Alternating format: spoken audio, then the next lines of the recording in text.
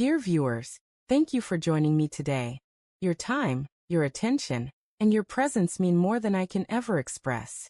I hope this story grips you, haunts you a little, and makes you feel every heartbeat of what follows.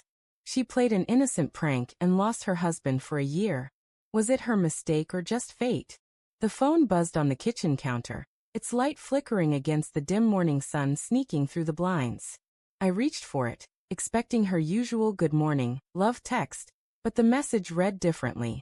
Gone for a while. Don't wait. My stomach twisted. I thought it was some kind of joke. After all, she loved pranks. But something in the air felt wrong, heavy, suffocating. I remember that morning clearly. How the sunlight bounced off the chipped coffee mug she'd bought me last Christmas. How the silence in the apartment was suddenly too loud. I called her number. Straight to voicemail. I called again. And again. Nothing. Panic started crawling up my spine. She had always been playful, mischievous even. That was one of the reasons I loved her. But playful had boundaries. Or at least I thought it did. I opened our shared email, expecting some explanation, a casual note like, "Just kidding. See you at lunch." Instead, I found nothing. Nothing except a lingering sense of absence that gnawed at me. Days turned into a week.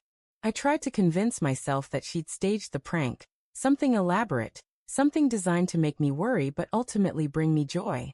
But nights were worse. Lying in the bed that still smelled faintly of her perfume, I felt the walls closing in.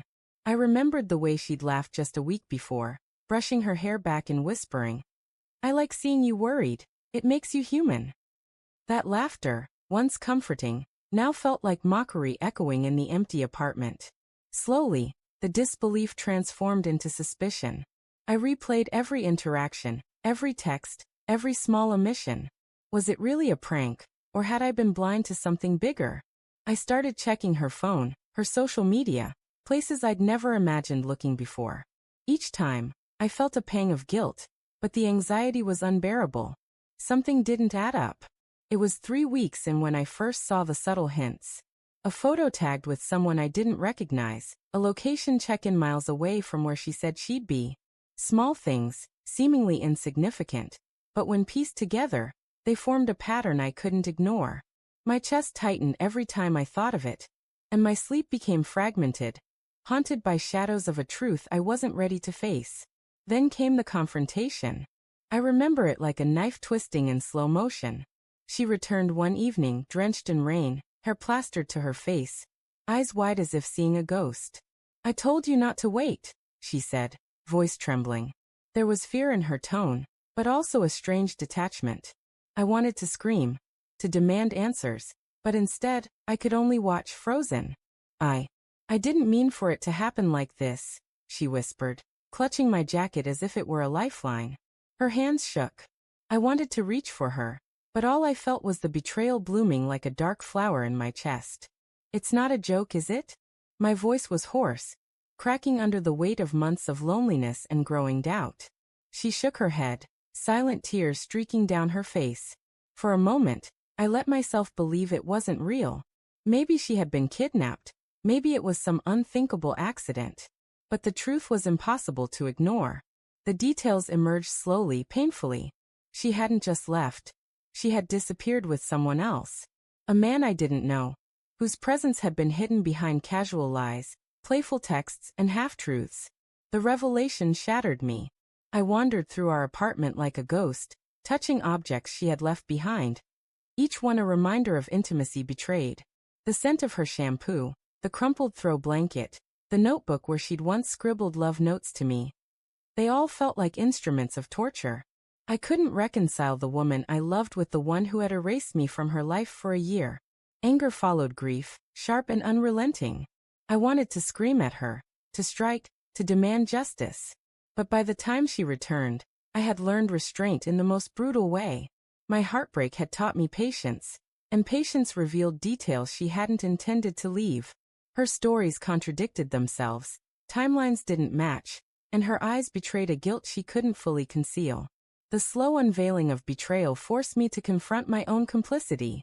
How had I missed the signs? The subtle flirtations, the late-night messages, the sudden interest in friends I'd never met. I had trusted her blindly, and that trust had become my weakness. Months passed before I could speak to her without my voice breaking. Each conversation was a minefield, each smile a potential dagger. She begged for forgiveness, citing loneliness, confusion, and a series of impulsive choices. I listened, weighing her humanity against the devastation she had caused. I realized that love, even when betrayed, is complicated. It is both beautiful and painful, like fire on the skin. Finally, after a year of silence, soul-searching, and reflection, I made my decision. I met her in the park where we had shared our first picnic. The autumn leaves swirled around us, golden and fiery, mirroring the storm that had lived between us. "I've thought about this a lot," I said quietly. "You made choices, I lived with consequences. And I survived." She looked at me, tears glistening, and for a moment, I wondered if she truly understood the depth of what she had lost. I did not raise my voice. I did not scream. I simply turned, feeling the weight of the past year dissolve slightly with each step I took away. Some might call it fate, others a mistake. She called it a prank gone wrong. But in the end, it didn't matter. Life had its own cruel sense of timing, and we were left to reckon with the fragments of trust, love, and betrayal that had once bound us together. I walked alone but not defeated. Each step was a testament to resilience, to the human capacity to endure heartbreak, suspicion, and grief. I would carry the memory of her, of the laughter and the betrayal, but I would not let it define the rest of my life. And as the sun dipped below the horizon, painting the sky in shades of fire and blood, I understood something crucial. Some stories are meant to be lived through, not rewritten. Some pain is meant to shape us, to teach us that trust is fragile, love is powerful, and sometimes what feels like a mistake is simply the course of fate.